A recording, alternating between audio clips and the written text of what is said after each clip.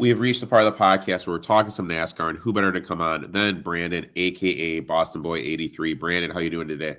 Doing good, man. We hit early on, had a couple dry weeks close, looking to just get back to that cash. We were I was on Kyle last week, lost by a hair. Don't get me started on that. Wallace would have maintained and pushed. I think he would have went. I think he would have ran it, but he had no support. Lost by a hair. Hit. What was the head-to-head I hit? Busher over Byron hit. And son of a gun, if Chase Briscoe doesn't go ape shit in the middle of the track, I would have hit Hamlin over Byron. So okay week for me. I want to ask you though, one of the drivers made a statement. I can't wait till we're done with speedways. Do you think with how many wrecks we've seen the first 2 weeks to start the season, do you think we're going to see them kind of cut these out, not have multiple races at Daytona, Talladega, and Atlanta? No, you won't see it. It's frustrating for the drivers that get in the wreck, but when you look at TV ratings, you look at fans, they want to see those styles of races. They're fun to really, really watch. I get from a driver's standpoint because 2 weeks in a row on iRacing in my first season in the Cup Series, I've been caught up in 2 big wrecks, and I'm just ready for the plate racing to be over with because it is a train and you got to get in line, and your destiny is not in your own hands at any point in time of the race. It's just avoiding a wreck. And I feel for the drivers that have been caught up in them, and now they're ready to go where there's talent, because I'm not saying anybody's bad in NASCAR, but when you got Todd Gilliland leading 30 laps at Atlanta, like that tells you right there it's anybody's game, and it's not just pure talent. Now we're going to Las Vegas this weekend. How does the Las Vegas track differ from the Atlanta track? It's going to push a lot more. They're going to almost be able to start in a train like you would see at Atlanta and you would see at Daytona, but they'll start spacing out because the tire wear is much different than the other tracks. So you're going to see a lot of guys trying to conserve tire. So you'll see them space out. Drafting will happen, but it's not going to be a big thing. And I think by the end of the race, you'll see the guys trying to run that high line, which you'll see in a couple of my picks. Well, I've got some people that like that high line. Now, I have 4 picks. You have 4 picks. Why don't you start us out, man? What's the first driver you like, my friend? Kyle Busch, 12-1, home track, raced good last week, was racing good at Daytona for a while. You probably got the historic numbers better, but he loves the track. He's good at the track. Hometown, I like grabbing hometown drivers, and to start the year, he's doing well. So 12-1, Kyle Busch. Yeah, I got Kyle Busch 12-1 as well. Best average finish here at this track among active drivers. Last 7 races here, 6 top 10s. Worst finish in that stretch was 14. In the next gen car, these are his finishes: 3, 14, 3, and 4. This track, in my eyes, also very similar to Kansas. The last Kansas race, he raced 7th. I'm going to take Kyle Busch at 12-1 as well. Where are we going to next, my friend? Tyler Reddick. This is his style of a track to where the lines change. If it does get up to the wall, which again, we'll see what happens. I feel it's going to be that style of a race. He's also sitting at 12-1. He loves the high line. We talk about it all the time with that guy, that he loves riding the wall. So that's ultimately historically here good, nothing spectacular, but I like Tyler Reddick at Las Vegas. I like it. I like Reddick too. Still time to put futures on him to win the Cup. I think he's going to be one hosting the Cup at the end of the year. My next one. Now, I'm taking a swing here. I'm taking Bowman at 22-1. Ooh. Last 3 races here. Okay. All the next gen car. Because I feel like right now we kind of need to separate. Yep. Next gen and before. Agreed. Last 3 races here, all the next gen car. He missed one of the races because he was injured. He finished 35th last race, but he was in an accident. The 2 before that, a 3rd and a win at Las Vegas. He just has raced a lot better here in the next gen car. You look at all of his, he had 10 races at this track before the next gen car. He had 2 top 10s. Now in the next gen car, 3 races, 2 top 10s. The one of them he didn't, he got in a crash.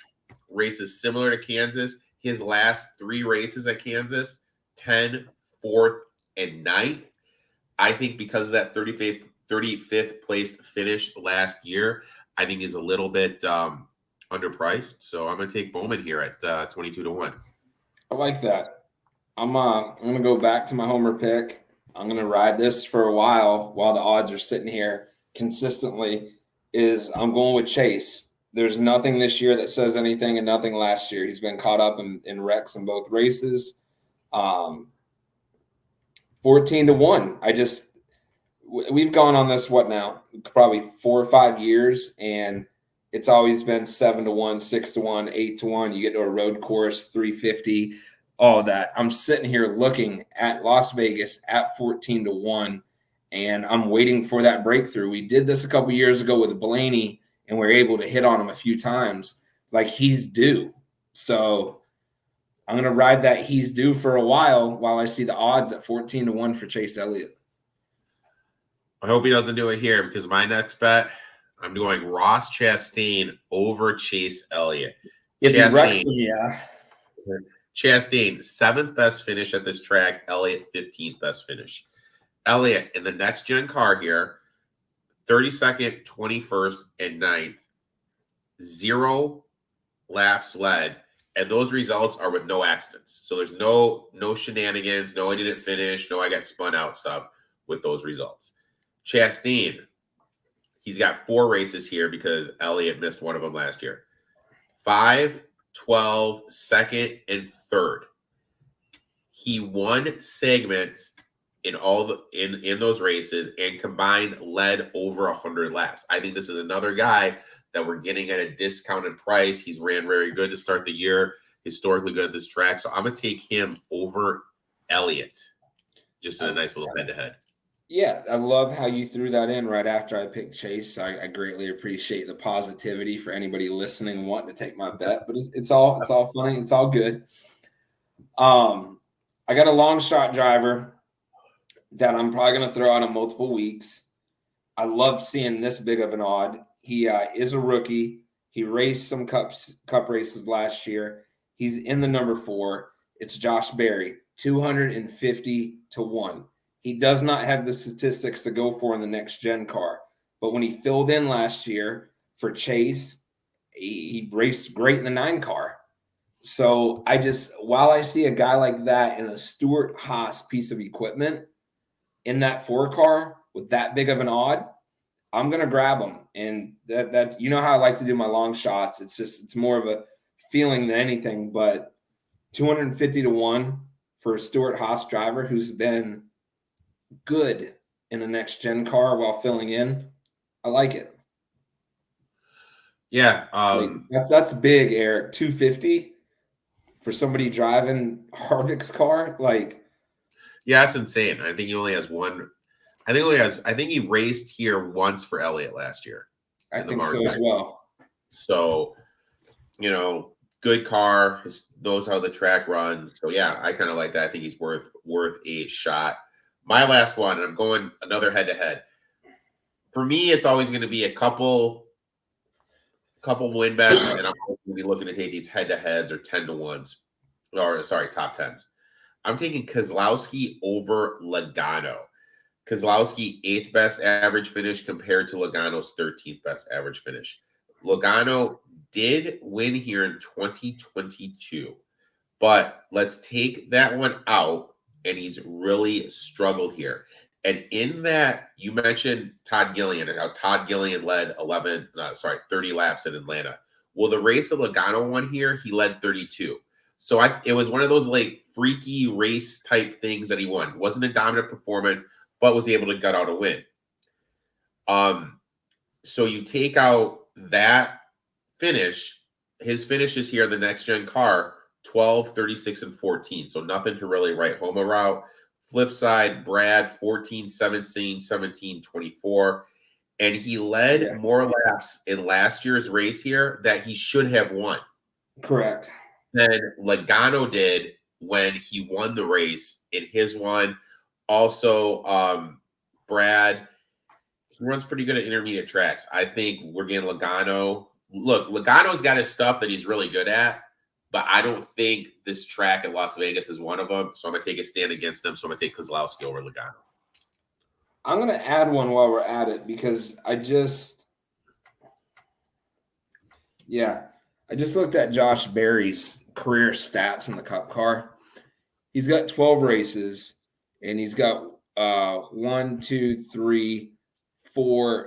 top tens, then a 15th and an 18th, and then you're looking 25th, 27th out of 12 total races. He's plus 525 for a top 10. That's worth it. So I like that. If you guys aren't looking to do like this big 250 win the race type odd, fine. But I really like Josh Berry in the top 10 at 525. How do you feel about Larson? Larson is an insane plus 400 to this race. I think he's very overpriced here. Yes, I don't understand that with this new car. The racing is so different. Now, if we were in the old car going to Vegas, Larson would absolutely be one of my picks. But for what I'm seeing this year and just how all over the place everything is with every driver, I'm not grabbing one of these quote unquote favorites unless it's a road course. That's honestly where I'm at right now. Now, so you'd only play Larson at a road course. Am I understanding that correctly then? A favorite like that. Right now, when you see that low of an odd for a quote unquote quote favorite, I can't do that unless it's at a road course. But I personally wouldn't play Larson this weekend.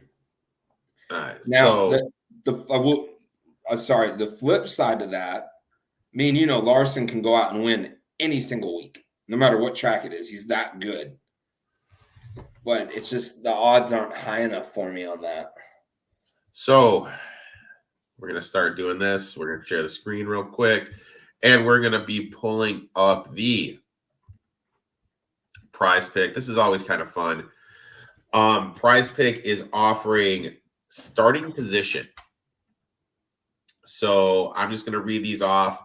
We got to get 2 of them. If you hear one of them you like, just kind of stop me. Larson, 4.5 over under. Logano, 5.5. Bell, 5.5. Byron, 5.5.